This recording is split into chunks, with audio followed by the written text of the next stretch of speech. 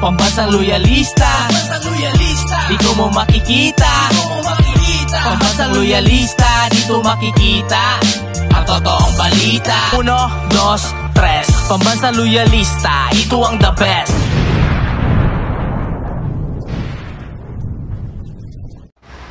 Masayang araw po, mga ka-PL. Natatawa ako sa reaction at content ng mga tambalos-los vlogger dahil lang doon sa sinabi ni Tatay Digong na hindi man totoo yung pulboronic video. Wala yon. Baka nakakalimutan ho ninyo ang sinabi rin ni Tatay Digong noong nakaraang halalan na mayroong isang presidential candidate na may bagahe, kumakain ng letter C at nagkabulingit yung yung bunganga niya, at higit sa lahat weak leader. Tapos ngayon binago niya yung statement niya. Wala yun, hindi man totoo yun. Na mekos-mekos ho kayo. Nung sinabi ni Tatay Digong noong nakarang halalan, galit na galit kayo. Ikaw talagang matanda ka. Matatapos na lang ang termino mo. Apakarami mo pang sinasabi. Sinisiraan mo pa si BBM. Galit na galit sila, no? Tapos ngayon, biglang bumaliktad si Tatay. Okay, tanggapin natin na bumaliktad talaga. Binago niya yung statement niya eh. Natuwa naman sila. Ano ba naman kayo? Usong-uso po ang mekos-mekos ngayon.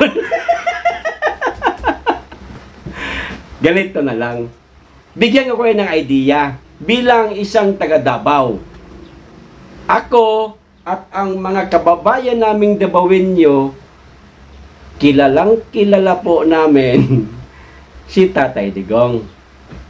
Magaling, matalino, higit sa lahat, political genius. Baka nakakalimutan ho ninyo. Pwede kayong pasakayin sa kaliwang kamay at pasasakayin din kayo sa kanang kamay. Sa madaling salita, parehas ito sasakyan ninyo, pero ang isip ninyo at ang puso merong malaking katanungan. Ano ba talaga ang totoo? Sinabi niya noong nakaraan, itong presidential candidate, kumakain ng letter C, may bagahe, weak leader. Tapos ngayon, ito na naman yung sinabi niya. Pustahan tayo sa nag-iisip kayo. Kung alin sa dalawa ang totoo. Sa ngayon, sinakyan nyo lang itong bago niyang sinabi. Kasi nga, usong-uso ngayon ang pulboronic video. At higit sa lahat, takot na takot kayo na baka lumabas na itong pulboronic video. Kaya sinakyan nyo ng husto ang sinabi ni Tatay Digong para, ang totoo niyan, tanggapin natin ang katotohanan, binalalakas nyo lang ang kalooban ninyo. Aminin nyo mat hindi. Yan ang nasa loob ninyo. Yan ang nasa isip ninyo. Pero ang totoo, nangangamba pa rin kayo. Paano kaya talaga kung mayroong pulboronic video at pinaglalaruan na naman tayo nitong matandang Duterte? Yun talaga. Minekos-mekos nga kayo, may pambira. Tambalos-los vlogger at tambalos-los supporter. Nako, wag kayong pakampante. Ito, nag-uusap-usap lang tayo, Good vibes, ayan. Tawanan lang. Wag ho kayong pakampante. Okay? Basahin ninyong maigi ang sinabi ni Tatay Digong noong nakaraang halalan At etong pinakabago niyang sinabi na, ano nga yung sinabi niya? There's no such thing. Ha? Tama ba yun? Wala yun. Para matapos na yung tanong. Wala man yun. Oh. Tapos na. Ha? Pero, sigurado kayong tapos na.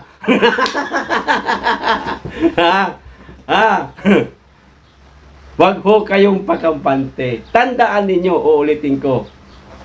Hanggang sa ngayon, matalas pa ang pag-iisip ni Tatay Digong. Political genius yan. Sinabi niya pa na hindi siya tatakbo. Wala na, matanda na ako eh. Naganda bingi-bingi na nga eh. Hirap na nga makarinig doon sa interview. Lakasan mo. Ha? Binabasa ko na lang yung bibig mo kasi mahina na itong tenga ko. Okay. Tumakbo man siya o hindi, wala tayong problema. Bagamat sinabi niya na hindi siya tatakbo, okay, tanggapin natin. Pero ano itong lumalabas ngayon sa mga pahayagan? Na di umano, tatakbo si Tatay Digong bilang representante ng isang party list. Sige nga, alin ang totoo? Saan naman nakuha nitong mga mainstream media na tatakbo si Tatay Digong bilang isang representante ng party list?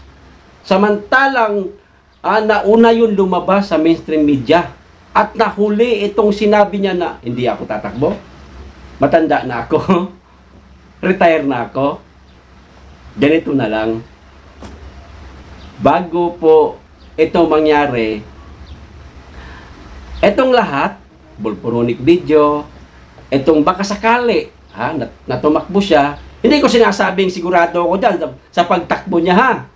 Hindi ko po sinisigurado. Ang pinakamaina mo nito, abang-abangan natin.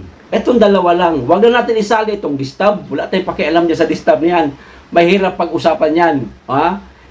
Hindi ko isinasali sa content na to itong tungkol sa distab. Itong pulboronic video lang at saka itong di umano'y hindi na siya tatakbo. Pero nabanggit nga sa mainstream media na tatakbo siya. Una, sinabi niya na mayroong presidential candidate na kumakain ng letter C, tapos ngayon binawi niya. Mekos-mekos number 1. Pangalawa pala, sinabi ng mainstream media na tatakbo di umano siya bilang representante na lamang ng isang party list. At sa interview niya, hindi na kasi pagod na daw siya. Magre-retiro na siya ng tuluyan. Mekos-mekos number 2. Yan pa lang magdududa kayo eh. Merong malaking katanungan po. Malamang nasa isip nyo yan at nasa puso nyo yan. Yang katanungan na yan. Ulitin ko. Bagay, malapit na. Ilang buwan na lang ay, parang, isang taon na lang bago mag-eleksyon. Magkakaalaman na. Okay? Sa ngayon, hanggang question mark lang muna. Tayong lahat. Ayos? Ano ang masasabi nyo dyan? Pwede nyo pong i-comment. Dito na po tayo sa pangalawang pag-uusapan natin mga ka-PL. Itong pangako na naman ni Tambaloslos. Ayan mula po sa Inquirer. Basahin ko ha. Ilagay ko na rin dyan. Ang sabi po ni Tamba, House Speaker Ferdinand Romualdez said the Philippine government has effectively tamed the country's inflation rate and that Congress aims to lower it further by reducing food prices di umano mga ka-PL. Okay, wag na ho tayo dito sa inflation mga ka-PL dahil alam naman ho natin na mga lumalabas na survey, para sa akin lang, opinion ko po ito wala namang katotohanan. Ha? Magmasid po tayo sa kapaligiran about sa inflation. Meron bang katotohanan yung mga lumalabas ngayon? Hindi ako naniniwala. Dito na lang ho tayo sa reducing food prices di umano, sabi ni Tamba. Tambi, ayan ka na naman eh. Nangako ka na naman. Ha? Bago ka mag-ingay sa mainstream media, bago mo ilabas, ha? Itong pahayag mo na ito, gawin mo muna. Tsaka ka na magyabang. Huwag ka muna magyabang. Huwag ka muna magpalapad ng papel mo kay BBM at sa taong bayan na siguradong aasahan na naman itong pangako mo na pababain mo ang presyo ng mga bilihin. Gawin mo muna, anak ng patola talaga. Oo, ayan ka na naman eh. Nagyabang ka na naman. Ha? Pag nangyari yan, sigurado ako sasaluduhan kita.